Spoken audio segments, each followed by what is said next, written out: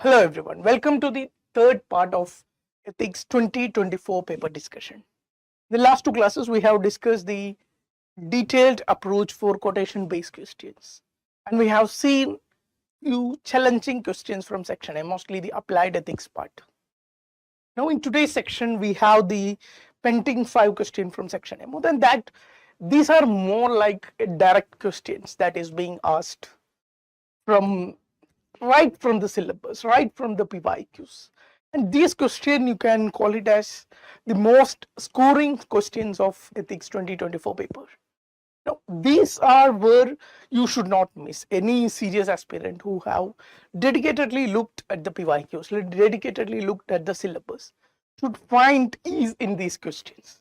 As I always say, like when you write mains, at least 60-70% of your content that is putting you on the paper should come from your notes, should come from the material you have read and came for the examination.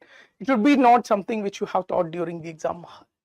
So these are those questions where the content should come from your solid notes or solid preparation, and you can go to examination by preparing this content. These are not like a surprise element in the paper.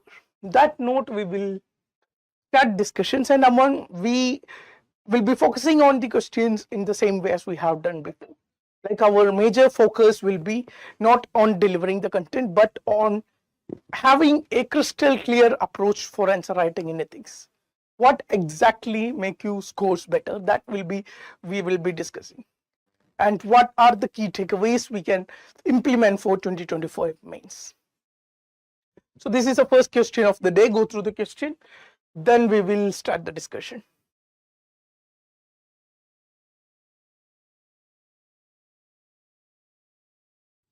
Yeah, ethics encompasses several key dimensions that are crucial in guiding individuals and organizations towards morally responsible behavior.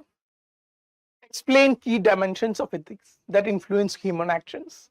Discuss how these dimensions shape ethical decision making in professional context.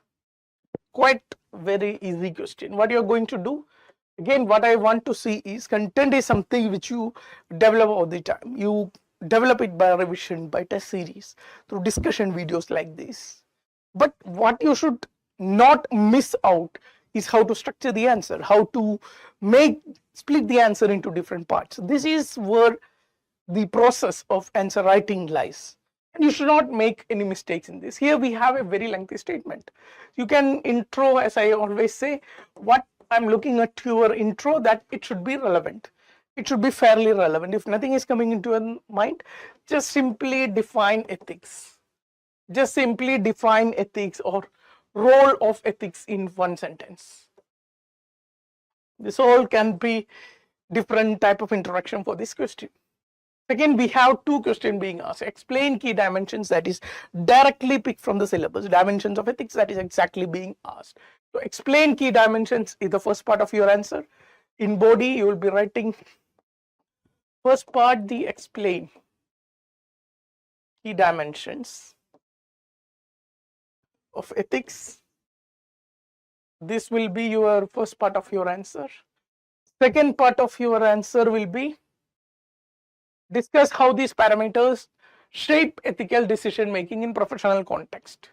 Now you can say decision making in professional context. So you can list 5 dimensions, how these 5 dimensions are helping in professional context, or even 4 dimensions will suffice with some good examples. In conclusion, you can write on relevance of ethics. You can write some role models, quotations.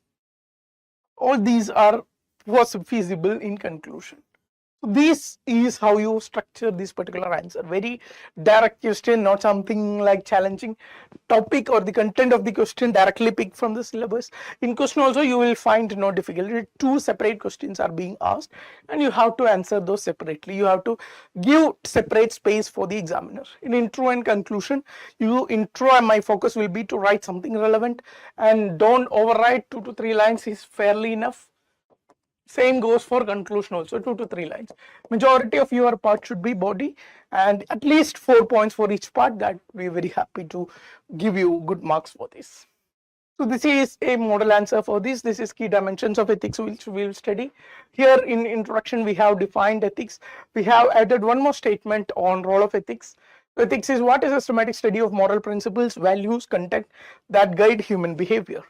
It provides a framework for determining right and wrong and helps individuals and organizations to make decisions that are morally sound and socially responsible. You can give an example also.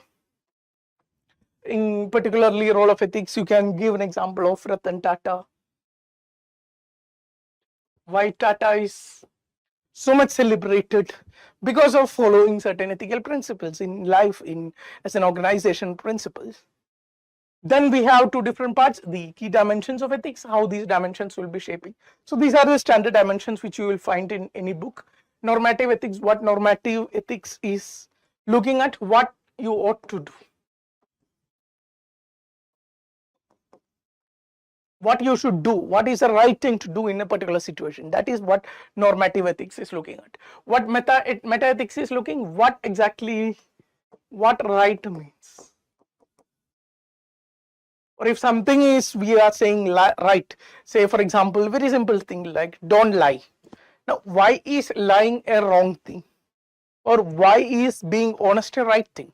So what exactly makes this act right or wrong? So this is what meta ethics is looking at. Applied ethics, these principles are applied to different walks of life. Descriptive ethics, it doesn't look at what ought to be done, it looks at what exactly is existing there. For example, we are looking at the ethics in a particular religion. We are not looking at what exactly the religion ought to be. We are looking at whether what exactly this is the ethical background of this religion. What exactly is the ethical background of banning women of certain ages in Sabrimala? What exactly is the ethical background of Parda system? Is it acceptable for the modern society? Is these practices legally acceptable or societally acceptable? All these dimensions, exactly we are not looking at what is right, what should be done, what should not be done. We are looking at what exactly is the ethical basis for what is happening in the society.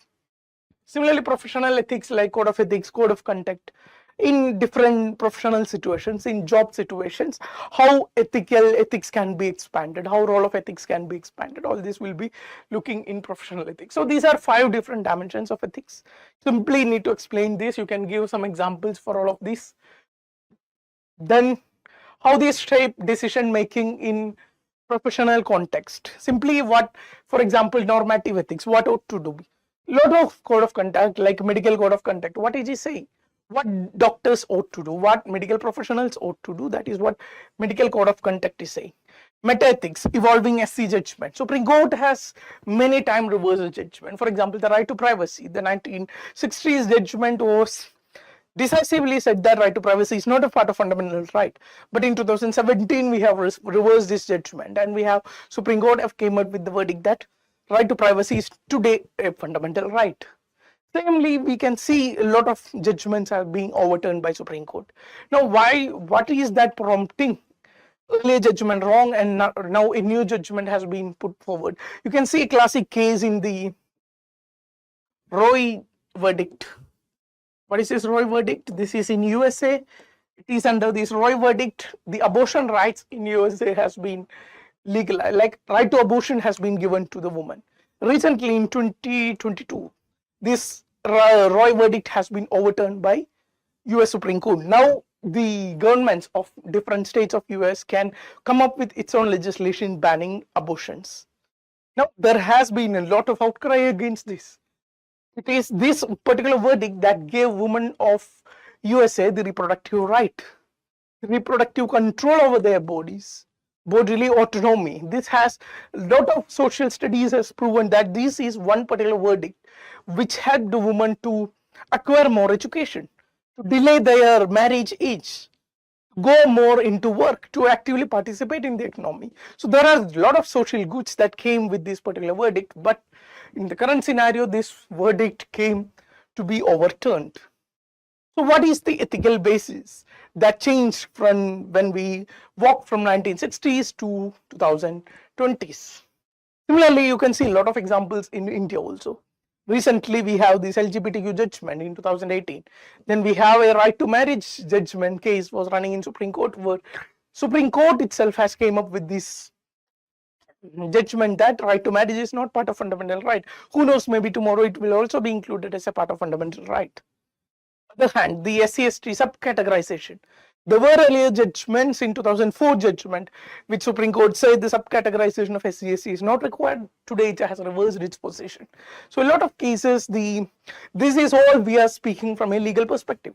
You can see this from societal perspective. A lot of things of gender equality, or you can say gender injustices happening in the society, was highly normalized a couple of decades before. Today, many of these practices has been highly discriminatory. Today, we are more looking at asymmetrical families where both the women and men will be working, and there will be fairly equal sharing of division of labor. So, a lot of aspects which we earlier considered unethical is becoming unethical in present context. Now, what is the basis for this? All this will be dealt with in meta-ethics. Applied ethics, the ethical dimension, the ethicality, the ethical thought is been expanding. You can see even UPSC examination 10 years ago, 15 years ago, you go down the line, you will not see ethics paper. No, we have a specific paper called as ethics, integrity and aptitude. You look at the training of civil servants, Labasna training module. Ethics module is a very integral part of the training. You look at the mid-career training options.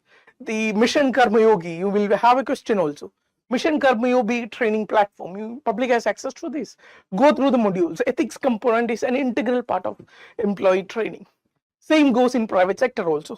Today we are speaking about ethical audit, like ESG system. We need some audit system for ethicality also. All these are dealt with applied ethics.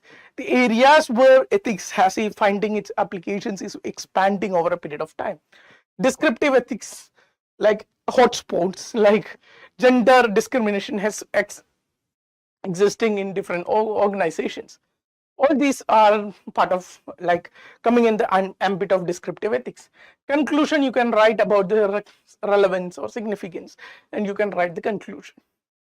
Go to the second question. Go through the question, then we will continue the discussion.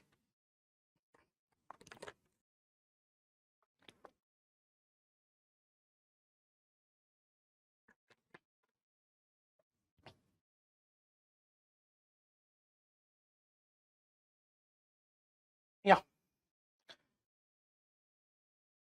What is given? The concept, a statement is given. The concept of just and unjust is contextual. What was just a year back may turn out to be unjust in today's context. Changing context should be constantly under scrutiny to prevent miscarriage of justice. Examine the above statement with suitable examples. Again, there are a few things you need to keep in mind. You should not make mistakes. As we have discussed with you yesterday or in the first class, we have discussed about how you perceive a quotation-based question. Look at in intro, look at the meaning. The same process you can apply here. This quotation is having two statements, two sentences, and there are two different meanings. What is the first meaning? First meaning is the first sentence. Concept of just and unjust is contextual. What was just a year back may turn out to be unjust in today's context. So just and unjust is changing,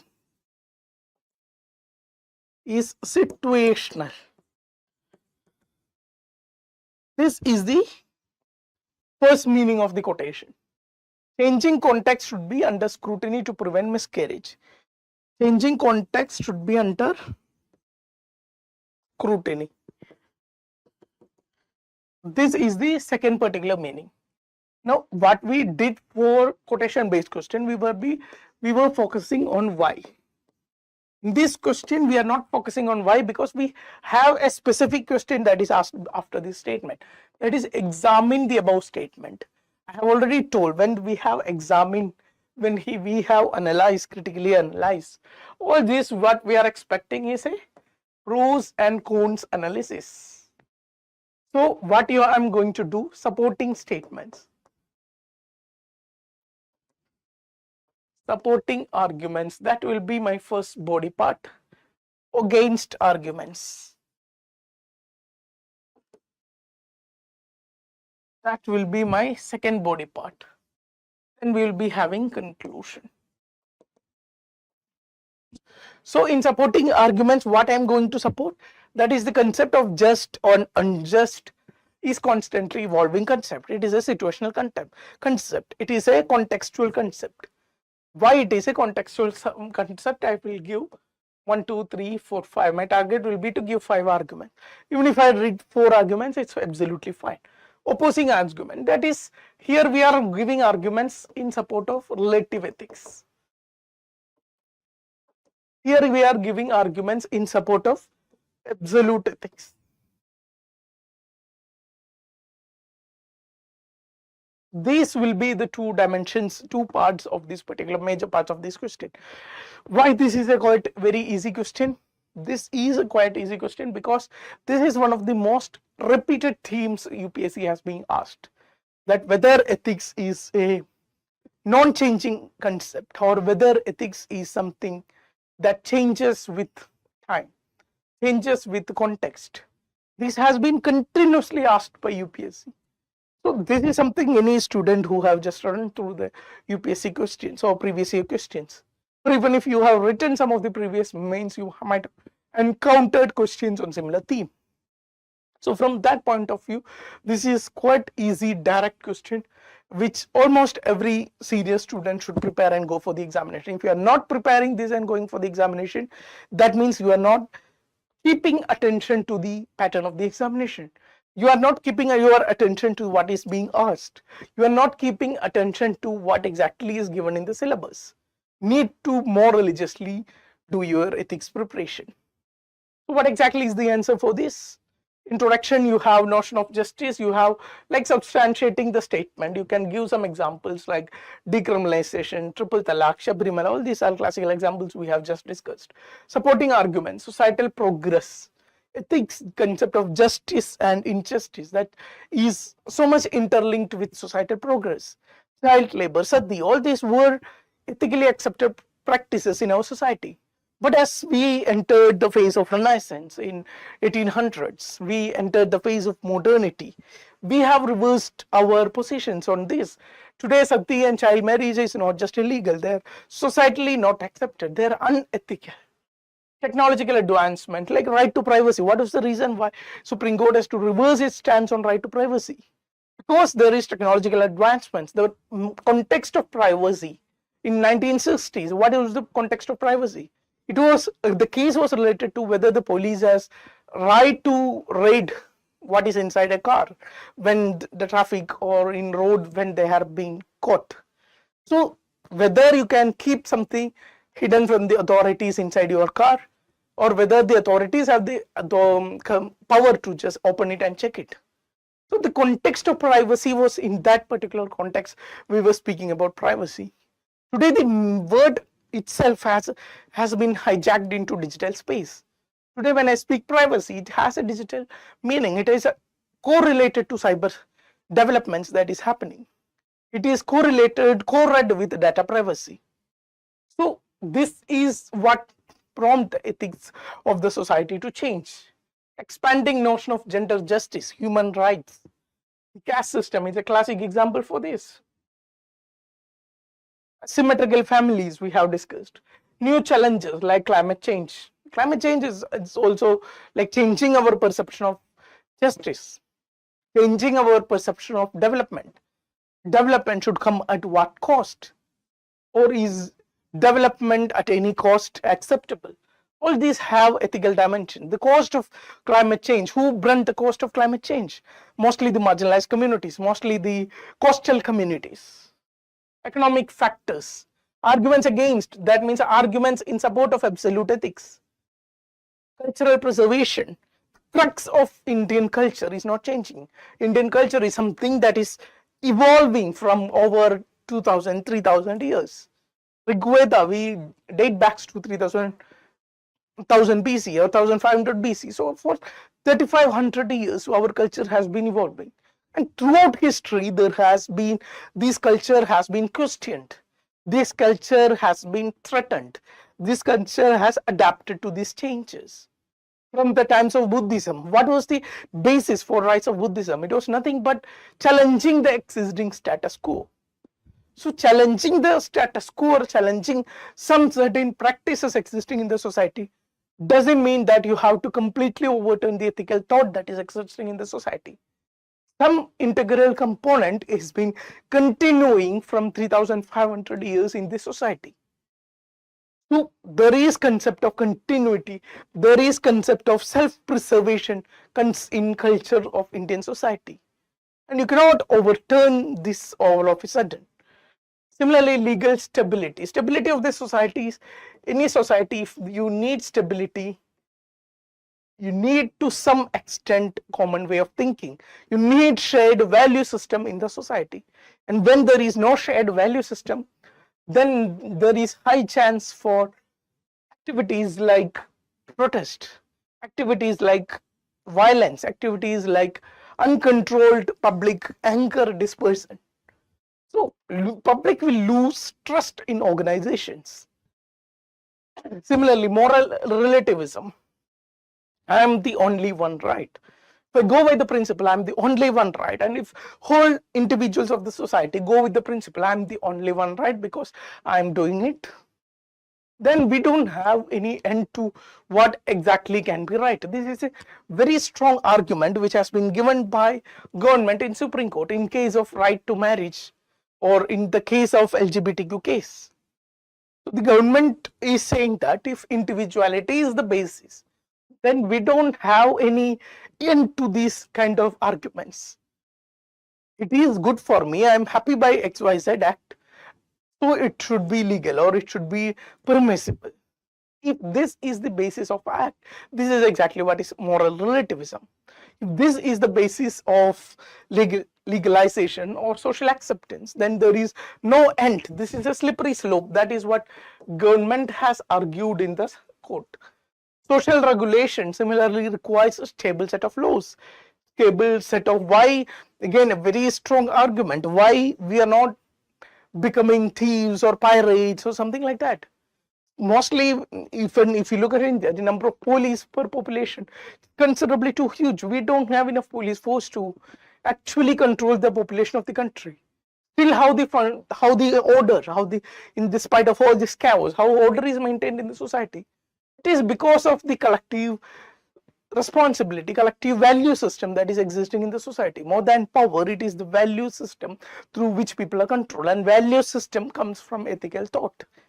And any question to the status quo or righteousness or wrongfulness that is existing in the society, that is a threatening to the social stability, that is a threatening to the social regulatory system that is existing.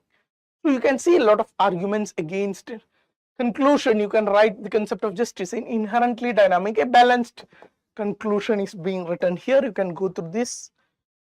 The flexibility as well as the continuity, both these elements should have certain balance. Then only we can have meaningful progress going ahead. So that is the concluding statement for this question. Go through the next question, then we will continue the discussion.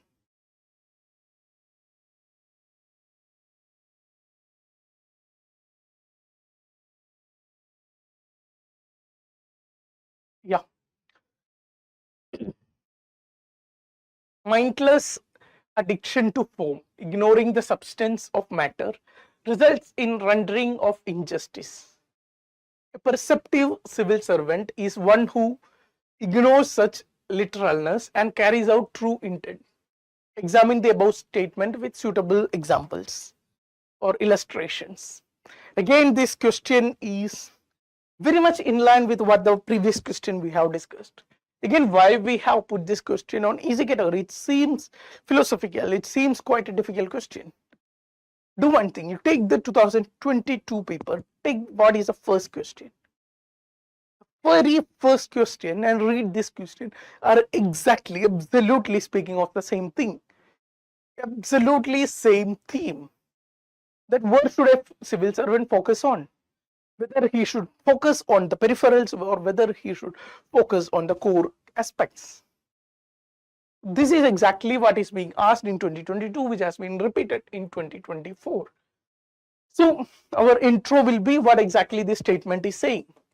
That means focus on core issues. Peripheral issues are not such important.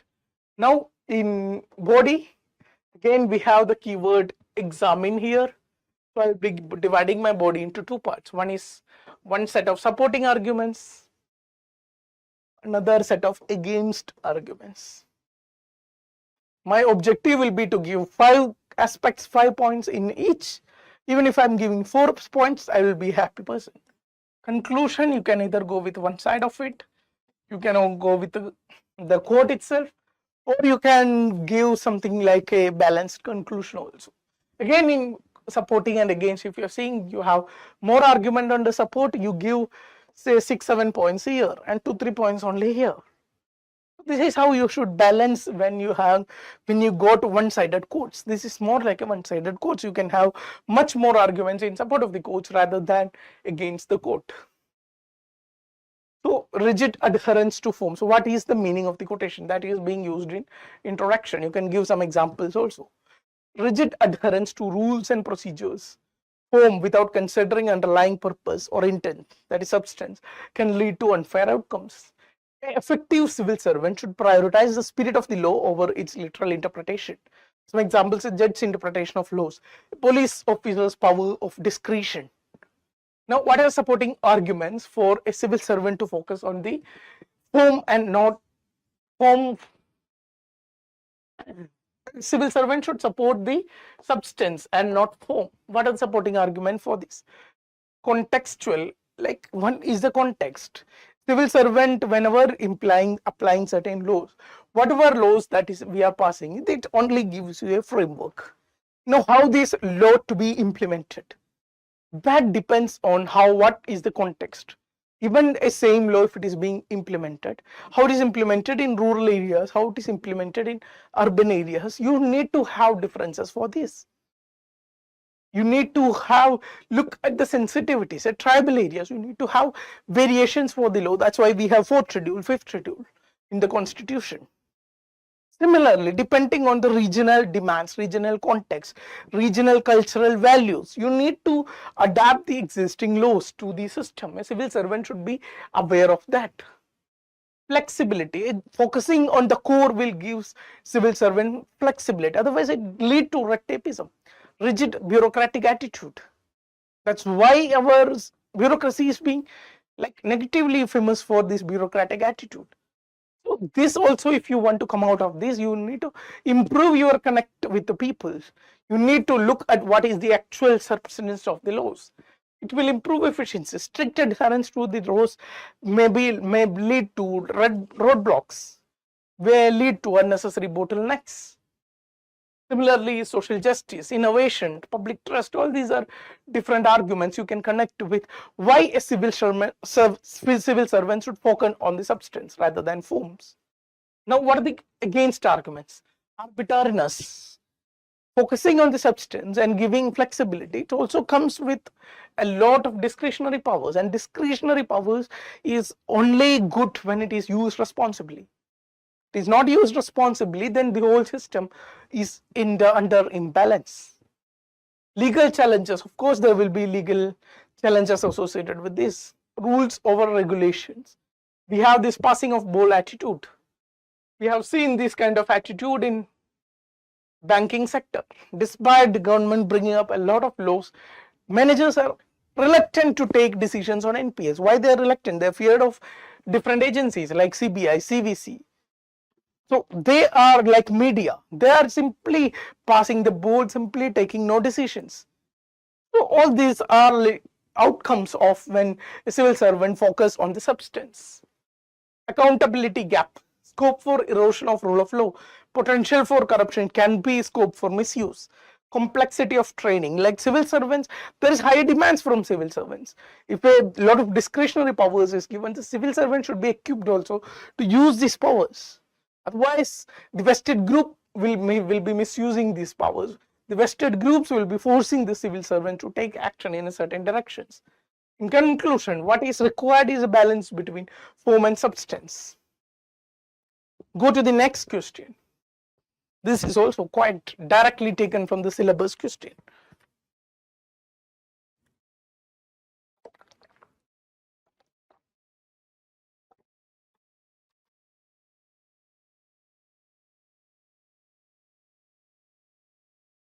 Yeah.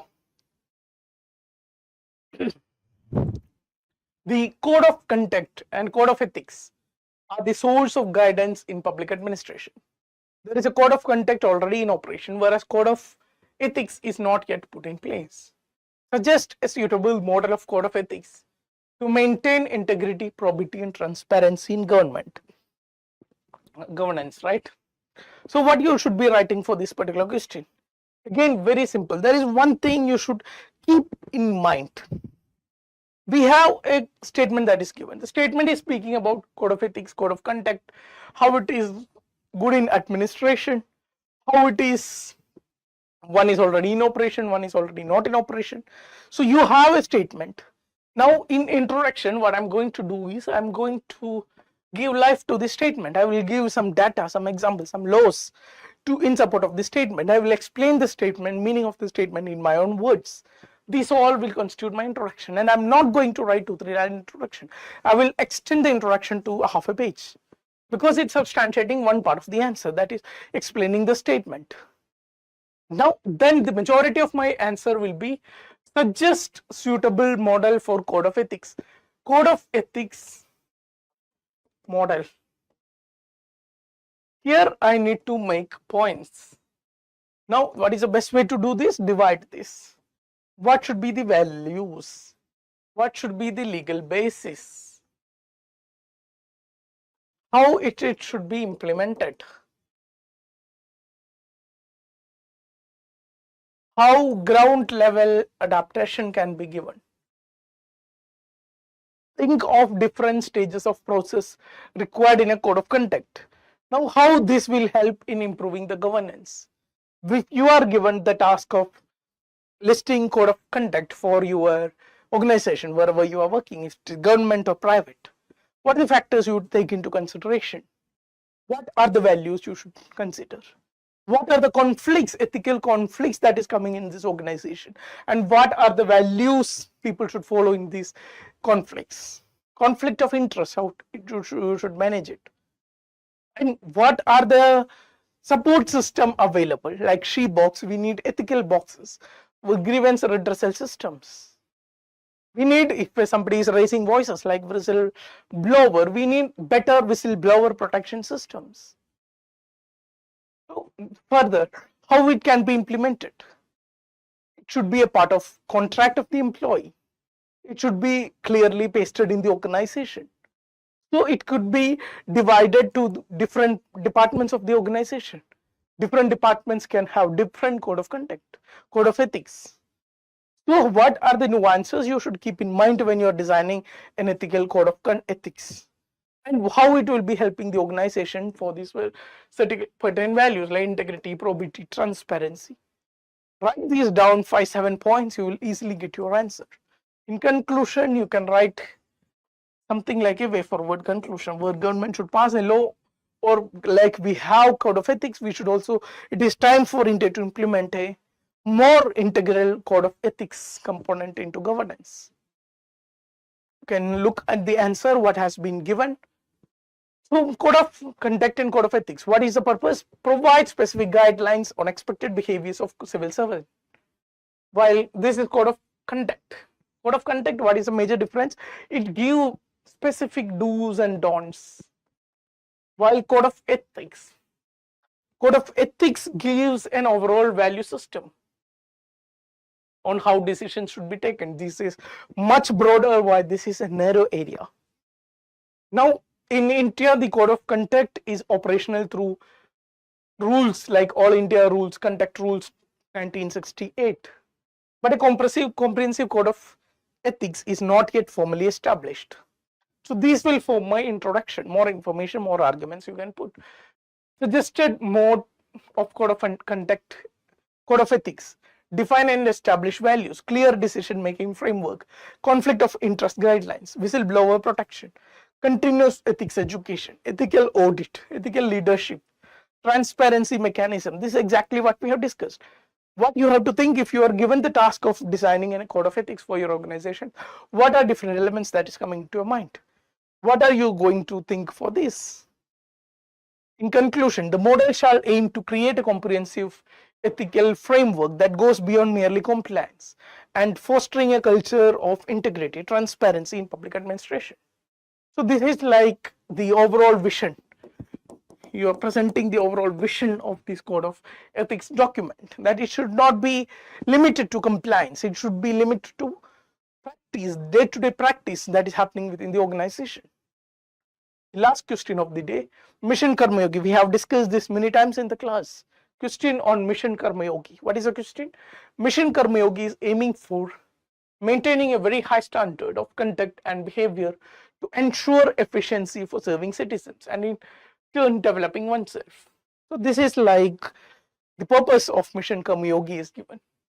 How will this scheme empower civil servants in enhancing productive efficiency and delivering services at the grassroots level? Again, my intro, I will be writing about Mission Karma Yogi. What are different dimensions I know about Mission Karma Yogi? I'll be writing in the intro.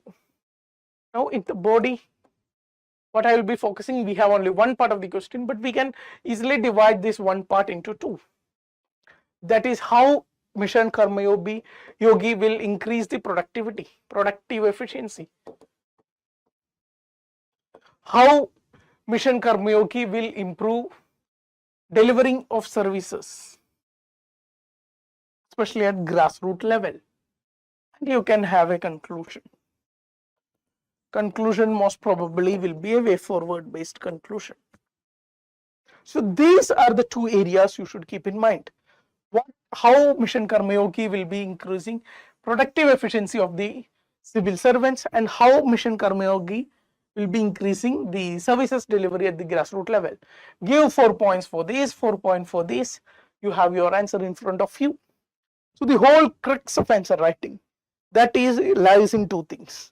Understand the question correctly. Split the question exactly in line with the demand of the question. You do this part correctly, even with a very minimal content, you can write a good answers. That's why first timers are scoring top ranks. That's why somebody who is preparing for 6 years is not having an undue advantage, because it is not just a game of content. It is a game of interpreting the question correctly. It is a game of having a thought process that is optimized for writing an answer, thinking like this and producing an answer with minimal content in 7 minutes. Simply by increasing your content intake is not going to help you. You need to build this process. This process you can build smartly by you can adopt whatever I'm saying. You can try to improve, or some toppers take classes on how to think on questions. You can watch those videos and adapt the strategies used by them. Or you can write huge number of tests if you have time. You can write and build on your own thought process for different types of questions. But it's a huge time consuming, inefficient process. Better note down different strategies you are getting and apply this on different types of questions. As we have discussed, what you should be thinking on applied questions, what you should be thinking on quotation based questions. Have a settled strategy and then put those into practice. So this is the answer for this. You can go through this. Intro will be about Mission Karma Yogi. We will speak about I Got platform. We will speak about competency framework. We will speak about ethics module. These are different approaches. You can divide this also, as I told before, or if you are writing in together, that's more difficult. Again, always I prefer splitting the answer, because generating 10 points under one argument, it's practically very difficult task to do. So it is better you split the argument and you go ahead. Conclusion in Mission Karma Yogi has potential to revolutionize, but the realization of this potential depends on how effectively it is being implemented. So this is the whole discussion today. What you have to take away from this discussion is the crux of answer writing, as I discussed. Should not be the content I have discussed. Content, there is no dearth of content in the market. There is no dearth of whatever topic, examples, arguments, there is no dearth of it. But there is a serious dearth of a consistent approach in the market. And if you can build your consistent approach, nobody can stop you in the mains. Look at the question. It's not the difficulty of the question that fails people. Mostly in the question, mains comes directly from the syllabus or directly in line with the PYQs. It's not like prelims where you have so much of surprises. So you build your preparation on what is you have in your hand. To write answers to this, you can still write the replay program and reach out to us. We can have face-to-face discussion on exactly how you are answer writing, or you can join the test series so we can have an extensive connect till mains 2025. On that note, we will wind up the section A. In the next video, we'll be discussing the case studies mostly. So that's all for now. All the best.